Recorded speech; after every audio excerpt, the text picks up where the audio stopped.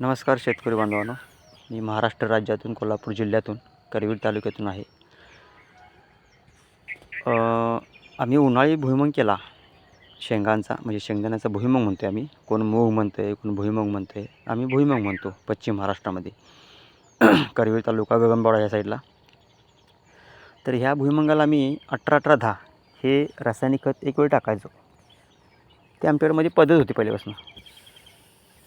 पण ह्यावेळी मी एक 8 महिने झाले सच्चान सरांचे व्हिडिओ ऐकतोय, बघतोय. त्यांचं प्रॅक्टिकल देखील ते दाखवत ते पण बघतोय. आणि ह्यावेळी मी ठरवलं की हे करायचं नाही, आपण रासायनिक खत टाकायचं नाही. सच्चान सरांचं जे आपण जीवामृत आहे ते वापरायचं आणि संजीवनी खतचा स्प्रे घ्यायचा. आणि मी तसं केलं. भुईमूग पेरण्यापूर्वी जीवामृत टाकलं आणि संजीवनी खतचा स्प्रे घेतला. आता माझा भुईमूग बघा किती मस्त आहे बघा. हे बघा अगदी जवळनं बघा. कोणत्याही पानावरती असा ठिपका म्हणा ब्राऊन कलरचा किंवा असा रोग कुठला जाणवते का बघा.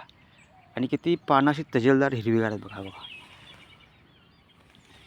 कोणतंही रासायनिक खत त्याला मी वापरलं आहे. काय मग 18-18-10 प्रत्येक वेळी एकदा मी वापरतोच, पण ह्यावेळी वापरलंच नाही अजिबात. म्हणजे पारंपरिक आणि नैसर्गिक शेती एवढी महत्त्वाची आहे ना. आणि याच्यामध्ये मी काय केलं, शेणखत जे होतं वाळलेलं हे टाकले बघा खाली खाली, जेणेकरून त्याच्या भुईमुगाच्या आऱ्या ज्या खवतील त्या आऱ्यांना जागा मिळेल जमिनीत भरपूर खवण्यासाठी म्हणून.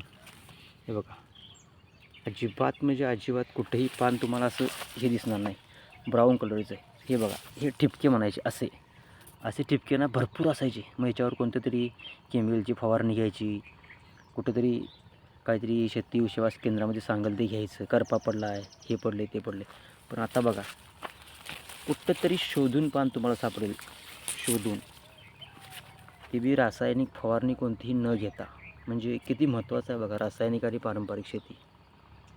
पहिल्यांदा जरी उत्पन्न थोडी कमी मिळालं तरी आनंद आहे, पण जे मिळेल ते चांगलं आणि पौष्टिक असेल. सर्वांनी करा. सर्वांना राम राम.